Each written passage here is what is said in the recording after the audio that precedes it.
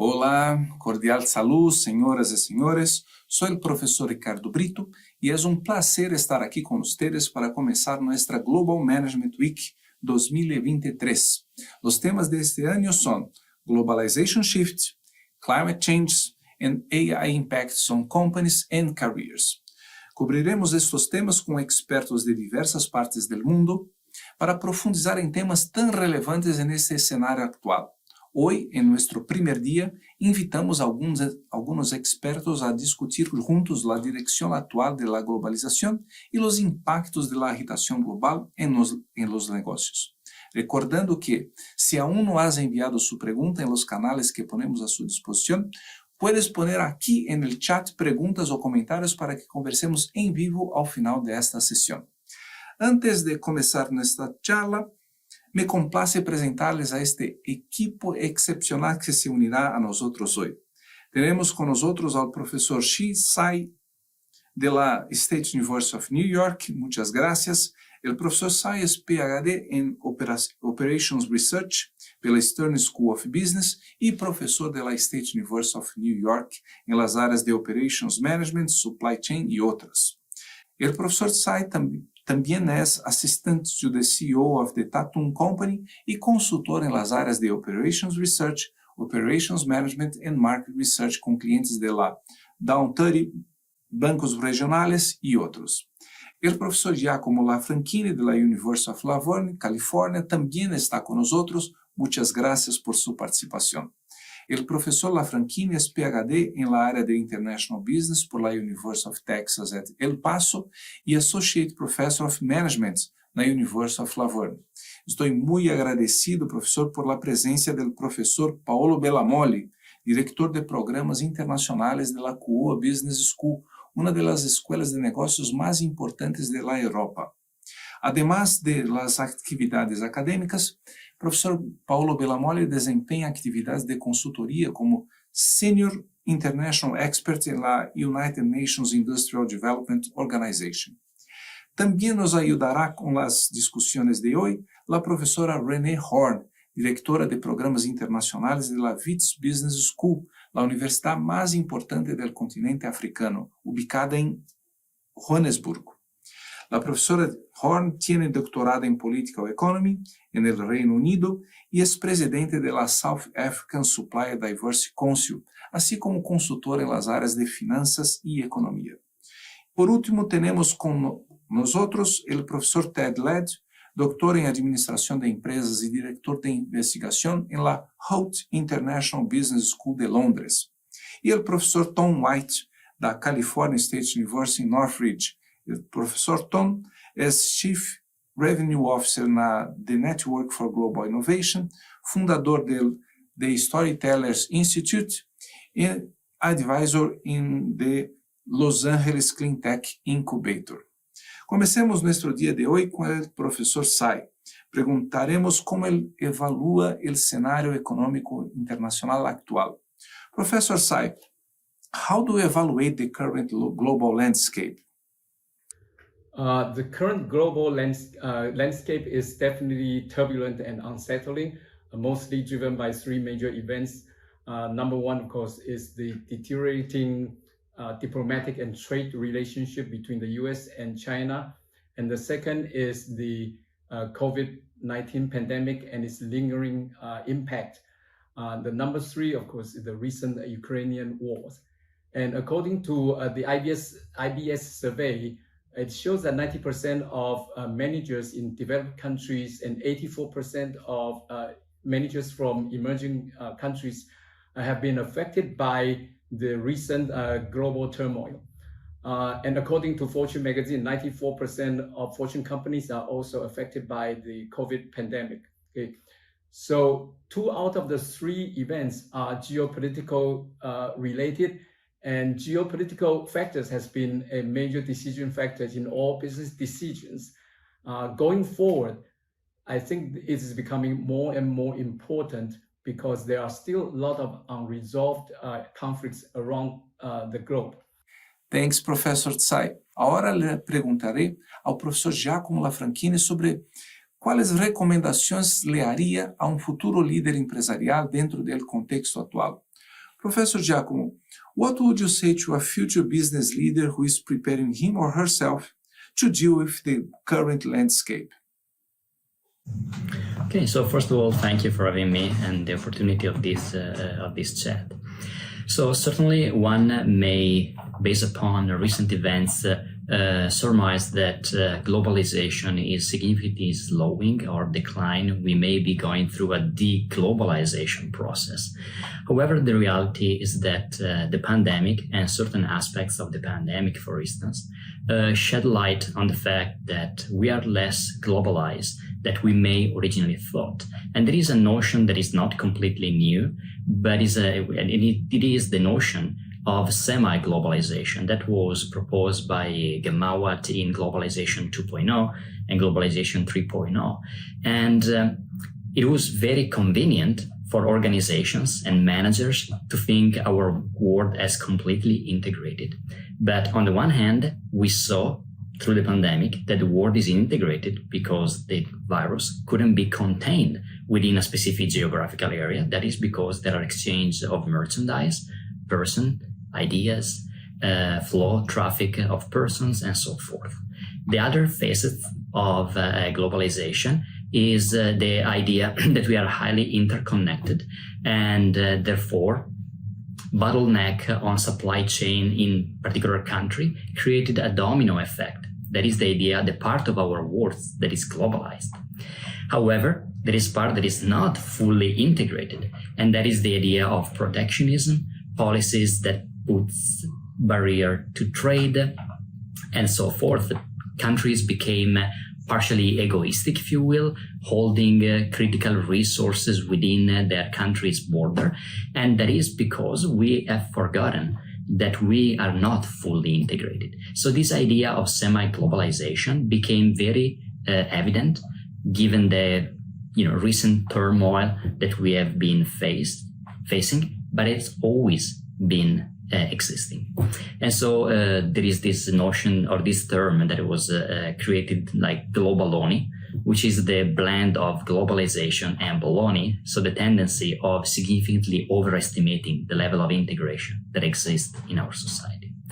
So if for younger managers that are approaching their position into multinational organization or global companies or transnational firms that may require their asset and skill, I would suggest that they need to become very aware of the distance that still exists between countries. An analytical tool that is very useful is what is called the cage framework that divides distance between countries according to various dimensions, being those cultural, administrative, geographic, and economic. And given that you mentioned the politics and the political environment, those are elements of the administrative distance between countries that need to be constantly monitored to observe trend and to make decisions pertaining to hedging those political risks. Political environment is dynamic by definition because in democracies we have alternate governments, and therefore decision may be reverted and the administrative environment may change accordingly. So we need to learn how to hedge those risks. Excellent, Professor. What about you, Professor Tom? How would you evaluate the business world today? For a young leader coming into the working world today, they have actually the opportunity to see what the world has been through with COVID, what has been caused by the tariffs and protectionist measures between the US and China, which is shifting the landscape of business opportunity. China has lost some traction, but other countries have gained. In the future, new centers will emerge where there are opportunities for production, for labor, for design, manufacturing. For the new leaders coming into positions of leadership, they're going to have the opportunity to design for this. But that means that in order to work in new centers and do new things, they're going to need to be multilingual. multicultural, at least multiculturally sensitive, empathetic, ability to navigate in cultures other than their own. Because those new centers, whether it's in Vietnam or the Philippines, they're growing centers. India, who's investing in infrastructure, those centers are going to be looking for more opportunity, and businesses that need production, that need labor, are going to go to areas where labor is available and affordable. Now we know what's possible as a result of a pandemic. That also means that leaders are going to need to plan for the future in ways that they never have before. Companies are going to need to be resilient. They're going to need to design for resilience. Funders are less likely now to fund a business who does not have as a component of their business plan a resilience component. What happens in the event of the next pandemic? Will it shut you down? No, we're not going to be shut down by that again. We've adopted new ways. We've learned new methods, new processes of connecting with each other that don't require us necessarily to be there personally. Thanks, Professor White. Salgamos um pouco das Américas e escutemos ao professor Paulo Bellamole da Itália. Vou pedir-lhe ao professor Paulo Bellamole que nos diga sua opinião sobre como as empresas podem seguir sendo sustentables, considerando este novo cenário global de tanta diversidade. Professor Bellamole, thinking about this new global scenario that our colleagues have already explored, what are the priorities for leaders and companies to be aware and focus to deal with these new transformations? Yes, I would say that certainly we live in a scenario that is evolving. It's evolving with some paths that can be predicted, some other that cannot be predicted. So the first priority is to stay informed of what is happening in the different markets and the different geopolitical environments.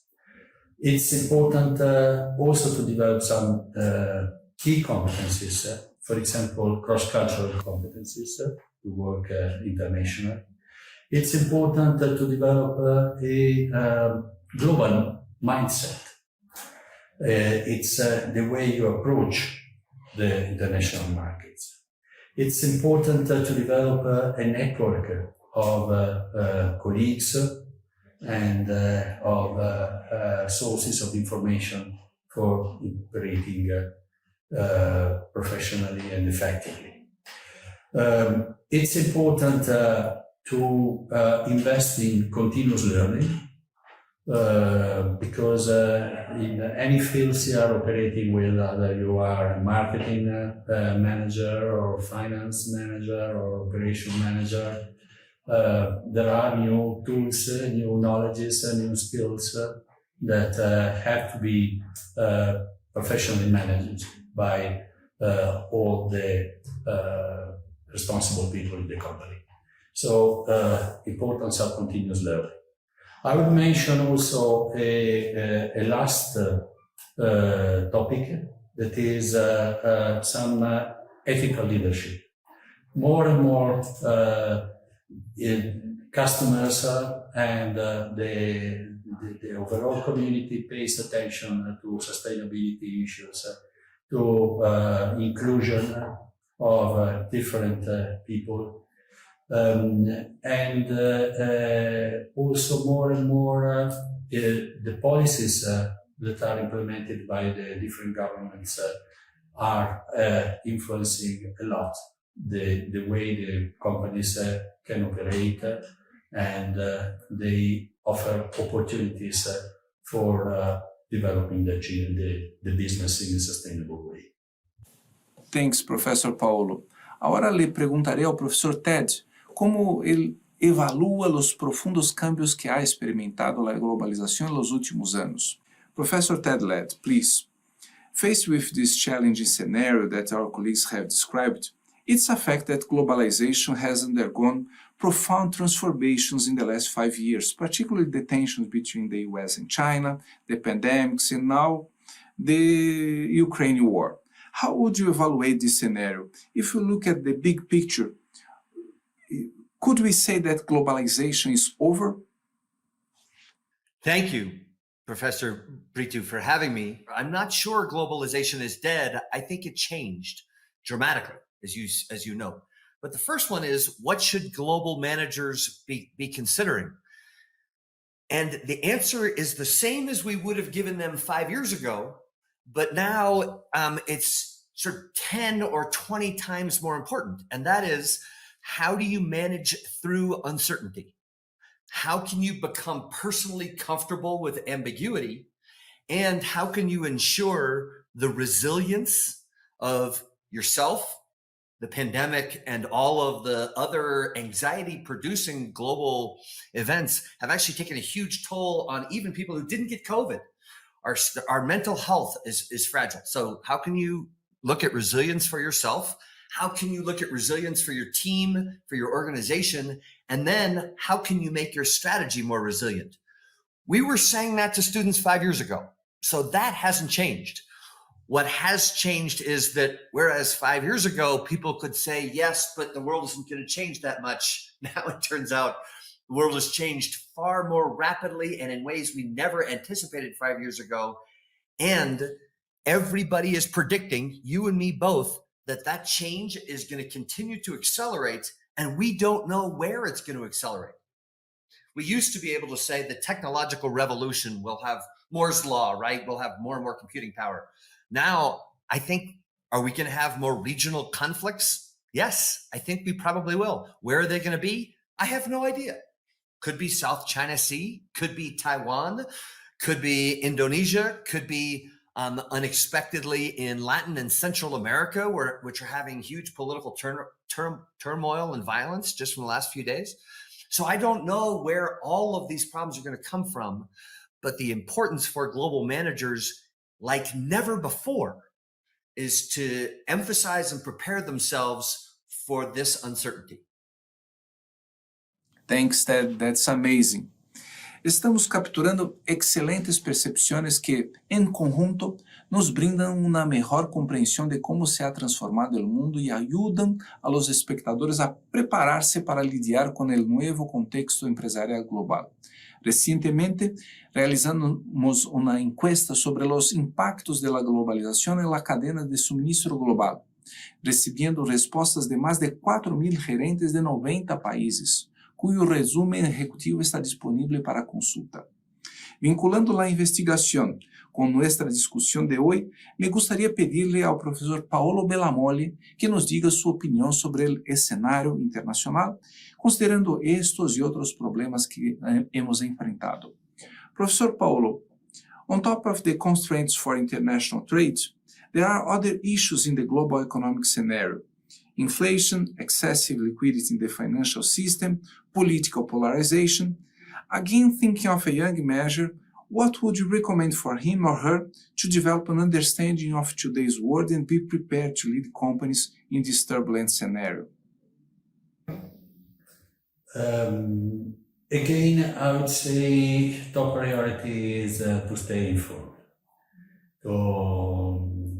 Not to be sitting on what you think you can take for granted.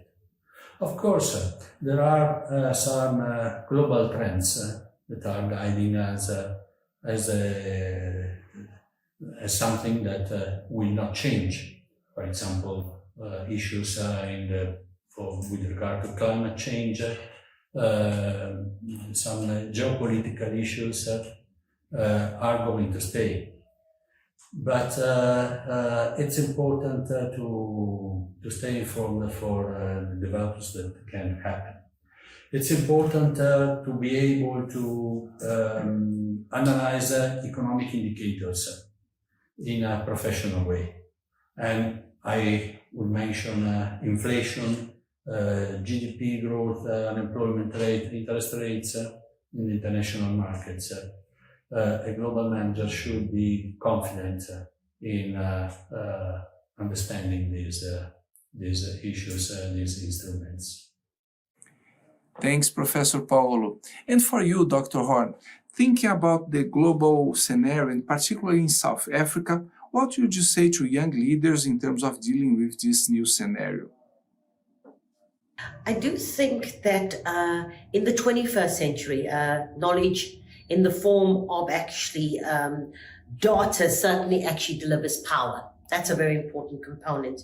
As mentioned before, scanning your particular environment, knowing your particular actually country or your particular kind of actually market is extremely important. So as we said, knowledge is power.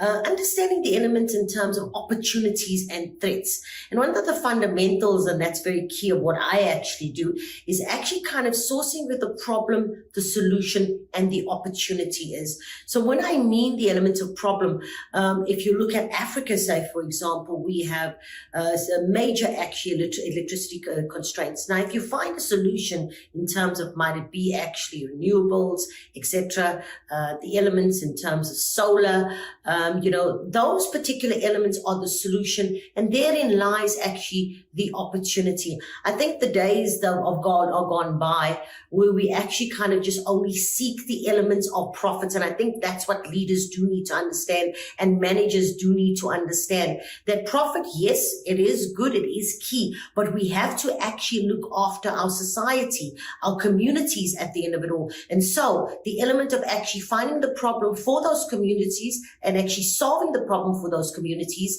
is actually very much an opportunity. This is very important, Dr. Horn. Thank you very much. Incluso, mañana el tema de nuestra discusión será Climate Change, Preparing Companies for What's Coming.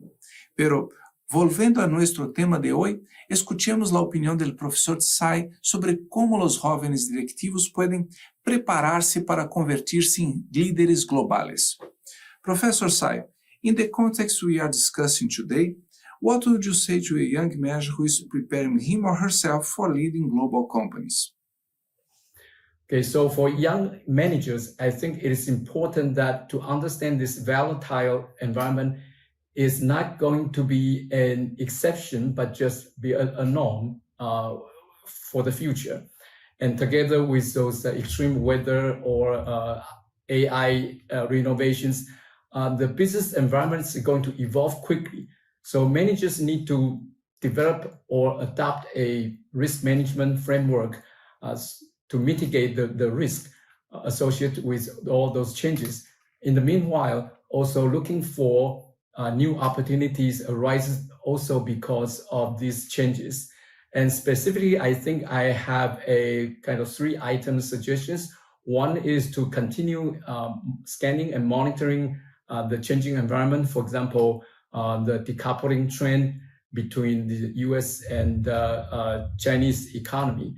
And currently there are some signs showing, but it's not very clear yet. For example, recently Mexico and Canada have just surpassed China as the #1 and #2 import country to the US market. Okay, so we need to keep watching this development, see the extent and the speed of this decoupling trend if it continues.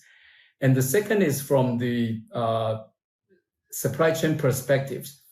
They need to develop a risk management framework so that they can handle the risk. And the supply chain risks are usually divided into 2 categories. One is called operational risk. These are caused by uncertainties in regular business environment, for example, demand fluctuations or delays in shipments or any strikes. So these are the things that managers are used to and mostly prepare for these events. But there's another types of risk, this disruption risk. And these are things usually happen infrequently, but now you can see that this because of geopolitical tensions and other factors, for example, extreme weathers. And we have also seen that these things happen more frequently than ever before. So managers need to develop a mitigation plan to cope with these risks accordingly. Thanks for sharing your opinion, Professor Tsai.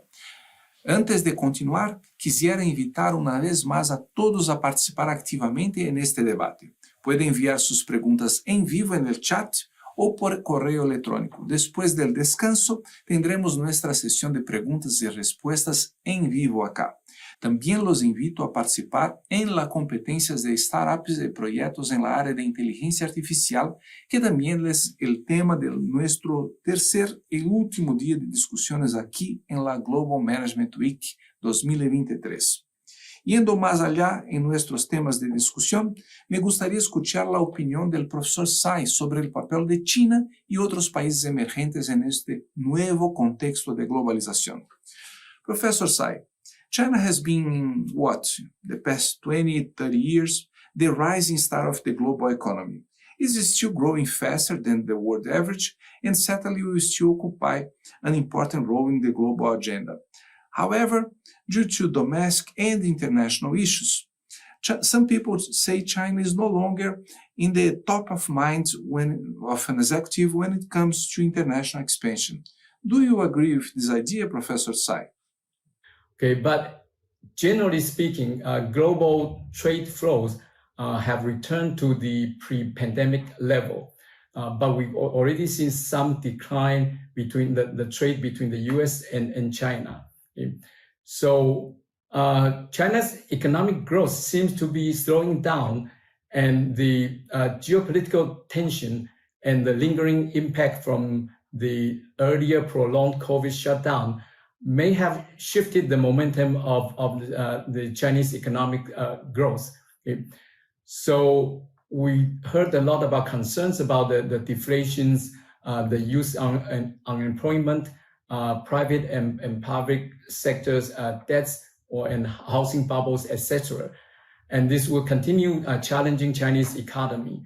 However, it's still the second largest economy in the world. It has a large domestic market and a huge talent pool. So maybe even if the trend continue, the shift is going to be gradual ones instead of a kind of overnight changes. Okay, there's a supply chain inertia. People are used to the way they are doing business. And so change is not easy, especially moving a supply chain. For supply chain, which is shorter, that is probably easier for companies producing apparels or shoes. They don't need a lot of suppliers or components, and they can probably move to Vietnam faster. But on other industry, like for example, automobiles, or maybe doing high-end computer servers, because the supply chain is long, and usually when a company moves, it wants their supply chain to move with them. Okay, so this is a huge task. So it's not going to happen overnight, but it also depends on the geopolitical tensions.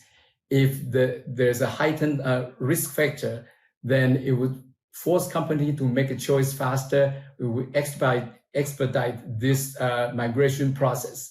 Okay, and this is why we have seen that Mexico and Vietnam has become the major player or beneficiaries in this process. And of course, there are other countries which are also constantly referred to as beneficiaries.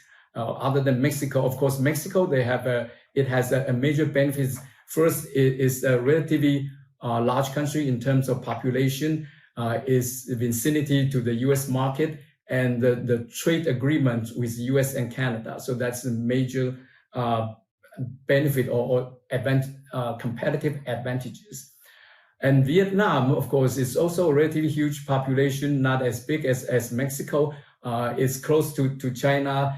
Maybe distance-wise, to move from China to Vietnam is easier. Also, culture-wise, is probably Asian culture is closer to the Chinese culture. So maybe easier for the employees, managers to move from China to Vietnam. And India, of course, now is the most populous countries in the world. It has a large pool of young people, talents, and a large underdeveloped domestic market. Okay, so that's a huge potential. Brazil also has a huge population, and it's rich of natural resources, and it's also one of the largest agricultural products exporters in the world. So these are the few countries constantly mentioned that will be able to take up these opportunities to grow their economy. Thank you very much, Professor Tsai. Hemos visto aqui en la pantalla algunos datos muy interesantes sobre la investigación que hemos realizado. Puede tener acceso ao informe completo com os dados de las dos fases de la investigación que realizamos sobre los impactos de la globalización y de las turbulencias geopolíticas en las cadenas de suministro global. Para eso, visite nuestro sitio web o por enlace que dejaremos en la descripción de este video, ¿ok? Continuando con nuestra discusión aquí, me gustaría escuchar la opinión del profesor Ted Led sobre la posibilidad de otros países emergentes ganen más espacio en las cadenas productivas internacionales en el contexto actual. Hello again, Professor Led. Are we having a window of opportunity for other emerging countries to impulse their economic development? Would any country be able to replace the industrial machine Beijing has improved over the last decades? China's growth went from reportedly 6% now to 4%, but lots of people think that it may be much less than that. China announced a few days ago, or at least some people have done reverse imputation, since China doesn't publish statistics that often, that as opposed to the inflation that we're seeing in other parts of the world, China is actually experiencing deflation, which is a problem for a central government to manage. Right? We have tools for inflation. We don't have good tools for deflation. So China is going to remain concerned about its own economy. And that means that its nationalistic policy is China for China's sake. We're going to play the long game, but we're going to do everything we can with our centralized planning to maximize our own long-term success. In other words, they're not really playing free market economics. That's fine, right? That's a recipe that has worked for them for a long time. One of the reasons it's worked for them for a long time is because, like all developing countries, they were doing import substitution, and more importantly, their economy was based on imitation. Take what other people have done and replicate it as best you can. Take what other companies have done for manufacturing and become a manufacturing center. The challenge for China is it caught up in lots of these industries. Electric cars, it's now a leader in electric cars. Artificial intelligence, they are at the forefront of artificial intelligence. So China no longer has the ability to imitate. If you're the best, there is nobody to follow. So now China is going to find itself in this interesting position where the rest of the world is going to be looking at China saying, we don't want to go to China. We don't want to use Chinese artificial intelligence or Chinese cars, but we're going to imitate just as you did to us. And I think that will increase this global competition. It will also increase these nationalistic barriers. Excellent, Professor Ted. Thank you for sharing your views. En nuestra investigación realizada con líderes de más de 90 países, de hecho observamos el fuerte crecimiento de la India en el mercado global. Aprovechemos la oportunidad para hablar con el profesor Ted Led sobre esta posibilidad, sobre cómo otros países en desarrollo como Brasil, por ejemplo, pueden eventualmente impulsar su participación en las cadenas de suministro globales. Professor Ted, given the current context, in your opinion, how can other developing countries eventually boost their participation in global supply chains? India has an enormous, very well-educated domestic market. Indian suppliers should be focused. Yes, they might have business from other people who are trying to get out of China, but I hope India manages to harness its political might, which is an open question, right? There's lots of controversy there, in order to manufacture and develop services for its domestic audience. This is what we're seeing in the United States, despite all of our political polarization, which is only going to increase in the next 2 years in the head up to an election. We're still seeing domestic companies focusing on domestic consumers. And that has been, so far, a good recipe for increasing our own economic resilience. So my hope for Brazil, don't try to become the replacement manufacturer for the Northern Hemisphere. Develop Brazil's own internal economy, including its educational system, its public infrastructure, so that Brazilian consumers want to consume Brazilian goods, play the same nationalistic game that everybody else is playing. Now, Brazil has its own political turmoil, just as everybody else does. And so the trick for the large and even mid-sized companies in Brazil will be, how do we find the real options in our scenarios so that we can build the right products and the right services for domestic consumption, and hopefully be able to avoid the future turmoil in the political system? That's a very tall order. It's easy for a business school professor to be able to say that. It is much harder for a manager to react to. But unfortunately, that's the best advice I can give. Focus on domestic consumers and see if you can pick strategies and options that defend against the future political crises that most large companies are going to continue to see. Thanks, Professor Ted.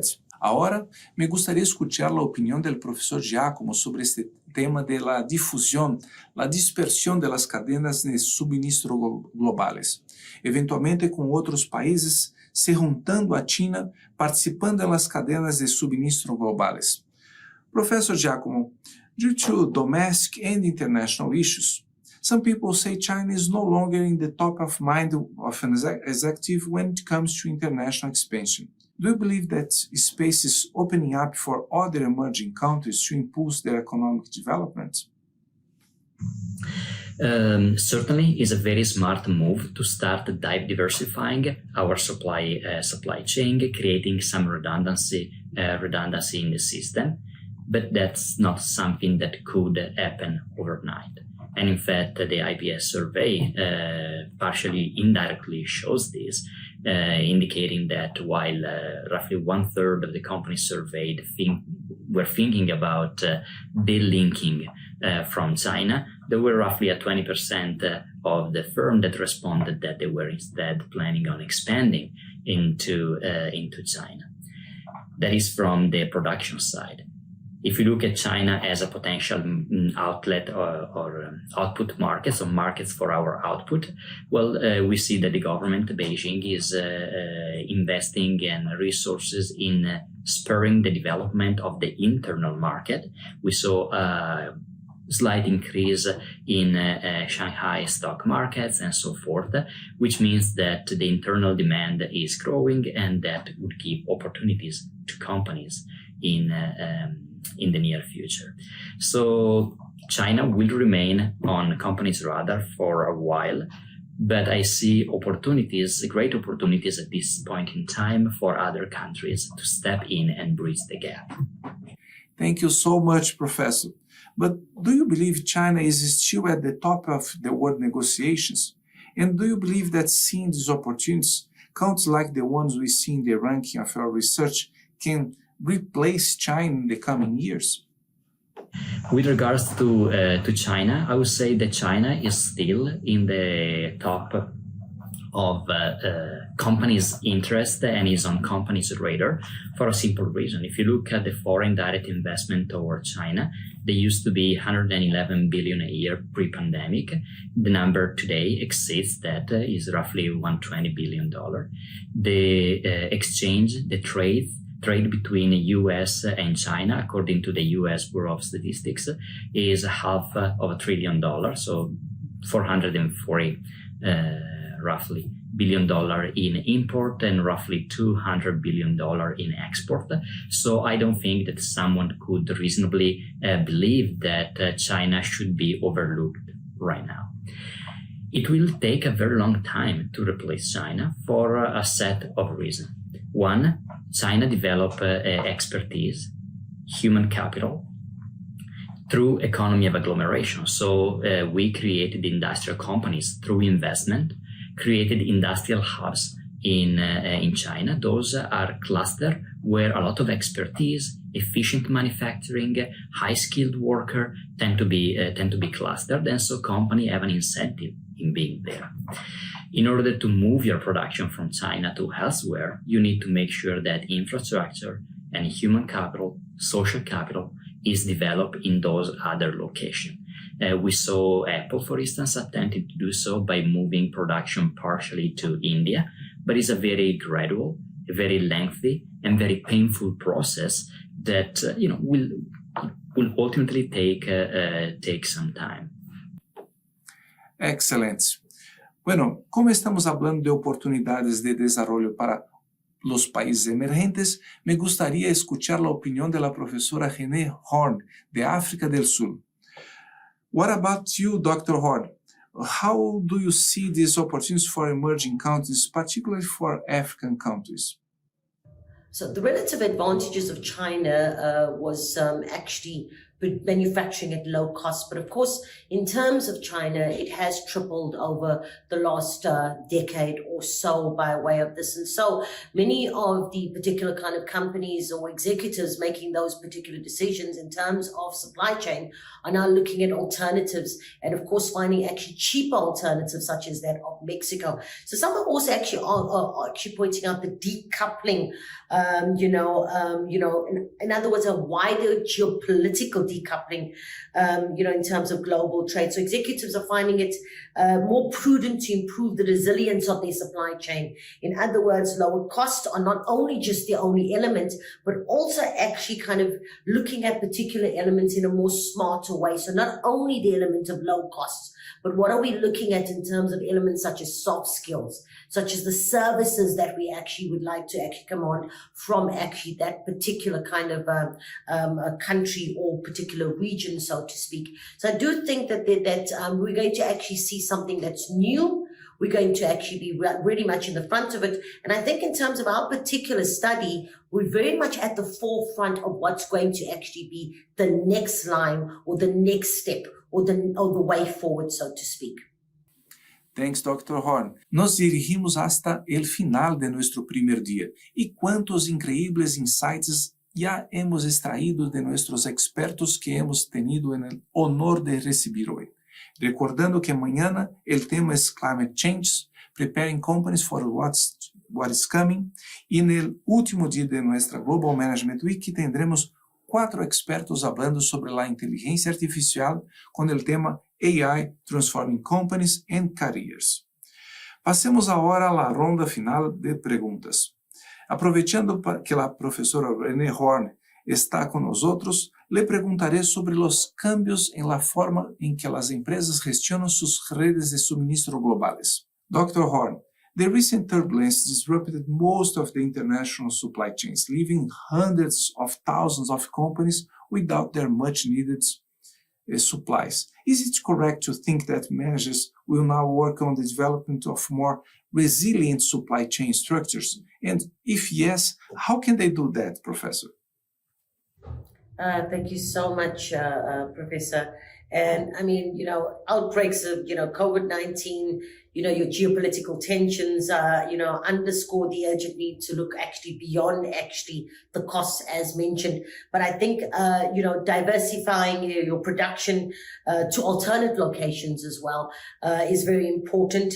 It will lower actually your risk as well. Some people also kind of mention the elements of vertical integration as well. Companies should be actually very much prepared for alternatives in terms of actually assembly and production beyond actually the elements of China. And of course, in the survey that we've actually conducted, we've seen that by way of the 79% of companies actually searched for actually domestic supplies. Whereas in terms of actually some companies, they actually kind of looked at 81% of them, if I recall, that they actually looked actually for actually an alternate supplier to that of China. So we are actually seeing that decoupling. We are seeing that there may be a new era in terms of actually, the end of the so-called made in China. Thank you so much, Dr. Horn. And for you, Professor Giacomo, how do you see this new scenario of the global supply chain? And what would you say to new managers and business leaders? Yes, that's an excellent point. And we already see major large corporations investing. So companies became more aware of the notion of semi-globalization.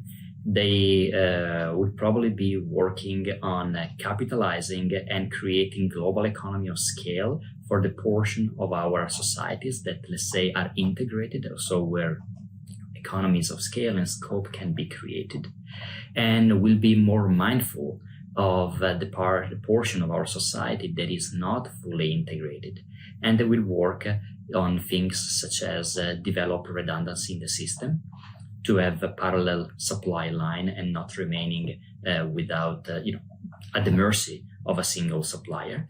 They will work on diversifying their portfolio of markets, portfolio of suppliers, and potentially distribution channels. They would probably work on more collaborative agreements to make sure we have common shared long-term goal. And they will engage in significant, or they are already to some extent engaging in hedging strategies, even very long-term strategies. Recently, Stellantis announced how they made a 10-year agreement for supplying of rare earth material for battery technology from plants that are yet to be built in Lithium Valley in Southern California, right? So we see companies moving more and more to aggressively towards a better hedging of the risks, and that comes from the external environment that we have seen is a lot more turbulent and dynamic than we originally thought.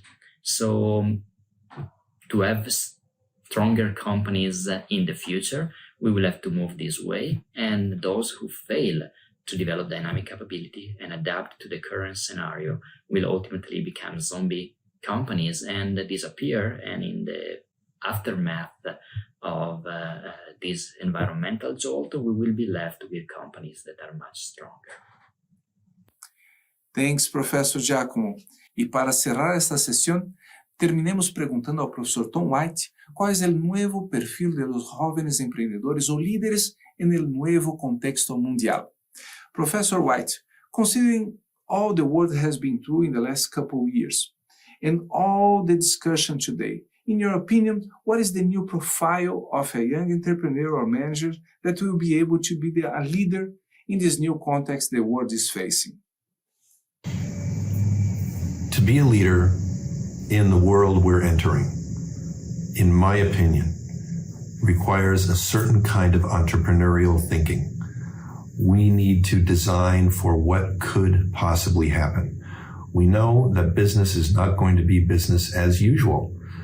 So that means that we need to be nimble, we need to be agile, we need to be able to think on our feet while at the same time leading an organization who's looking for stability, even though we know as leaders it might be anything but stable going forward.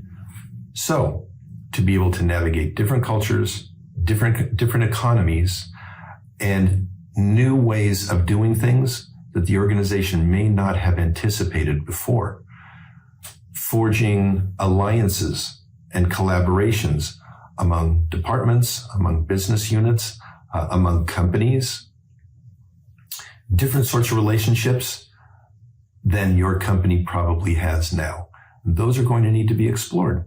And so the new wave of leaders coming in are going to have the opportunity and the challenge of navigating a new collaborative environment, both within the organization, with other companies who are also seeking collaboration in different parts of the world as these companies go and create new markets in different parts of the world.